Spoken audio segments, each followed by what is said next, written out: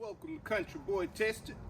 Wanted to go over a few things, talk about a little bit of e-bikes, going zones, and we're gonna talk about tires today because all tires are not the same. As most of us know, you got a couple of choices when these tires, when the bikes are usually shipped to us, they normally come with either the Kenders or the more higher end tires. You're usually gonna get the CST. Let me see if that's CST over here. No, that's Compass. That's Compass on those right there. And even though these say 4 inches, those are not 4-inch tires.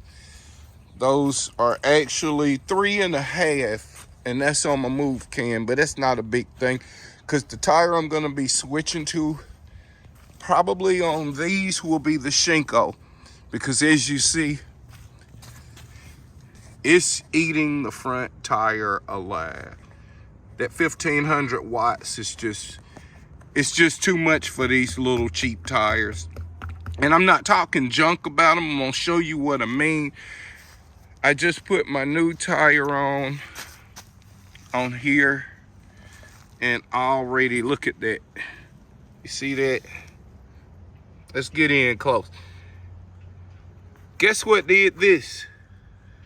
A stick in the woods. That's not the only little mark it gave me either. It hit another mark on here too. Somewhere else is another one.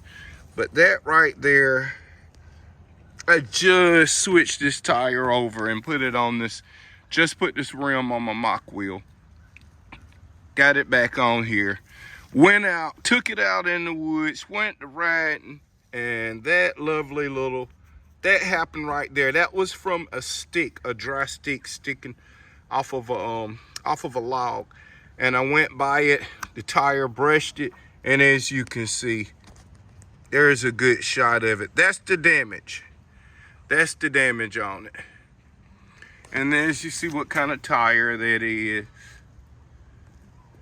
So I'm not, so y'all don't think I'm brand shaming or anything like that. I'm just showing you. This is what happens. Look at it.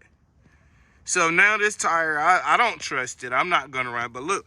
So you see that's got a brand new tread on it. That's the tire I just put on there. That's a new tire. That brand. But just to show you the difference in what you're looking at with these, with the Kenders, you see that ribbon in the sidewall, plus that Kender, you can barely push it inside out. It's a very stout and stiff tire. Now, on the Chao Yangs, you see you can almost turn this tire inside out. Not to mention, look on the inside. The sidewall material on this is ultra thin. You can poke it with your finger. So you see, these tires here, they're okay if you're gonna stay on the road with them or ride easy with them. But if you're gonna go off-road and you wanna make sure you come back and your tires are good to go, go ahead and get those, upgrades. The Allscape, those are some good tires. You'll see them online. They're a lot of the serious e-bikers, especially anybody that does over 30 miles an hour on them, they switch over to those tires. And like on these, those are even thinner. But that's a 4-inch. That's a 4-inch wide, and that one is actually 3.5. So they're not as, there's not as, and these sit higher too. I'm gonna show you. I'm going to measure. Let's measure this one.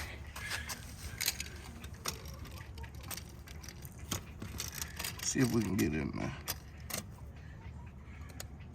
Now it's at an angle too. Sits about 4 inches off the ground. And over here, that one sits about 2.5. Yep, about 2.5 inches off the ground. So Some of these tires, even though they say the same, they might say 20 by 4. There is subtle differences in them. And so that'll cause that bike to sit like that bike is sitting a little bit lower than this bike right here. And this bike actually has the 20 by 4s on it, which were those Kenders. I replaced them. So I'm just showing you a couple of little things you want to be aware of and keep in mind when you're purchasing your tires. And also, just so you're aware of the limitations of some of the cheaper tires that are on these bikes. Because you see that sidewall on that one. That I don't trust taking that. I'll ride it around a little bit, but now my tube is exposed, and I'm shocked it didn't mess up my tube, but it cut through enough of the tire on there, and that was a stick. A stick did that, a dry stick. I could not believe that. But yes, I can. Because they trying to get these bikes out as quick as they can and as cheap as they can. So you got to take that into account. Keep your life in your own hands. Be safe. Make sure you upgrade what you need to upgrade on these bikes. One of the main things is if you got an electric bike that goes over 25 miles an hour, definitely want to upgrade your brakes and go to the hydraulic brake. And I'll show you. I'm going to be ordering some in to switch this one over. I just took my better brakes, my mechanical brakes that came with my mock wheels, took them off and put them on here. And that makes this brake way better than the little cheap ones it came with. But I'm going to be switching that over to those. And as you see, those are easy to do. You just take your old caliper system off right there, put that one on, and it hooks on to your mechanical brake line. You don't even have to take the brake line off or worry about, messing with the caliper. So everything up here remains the same. It activates and works with your light and everything. Another little tip here from Country Boy Tested. I like everybody to keep your stuff nice, neat, and pretty, and as long as you possibly can. So I take very good care of my bikes.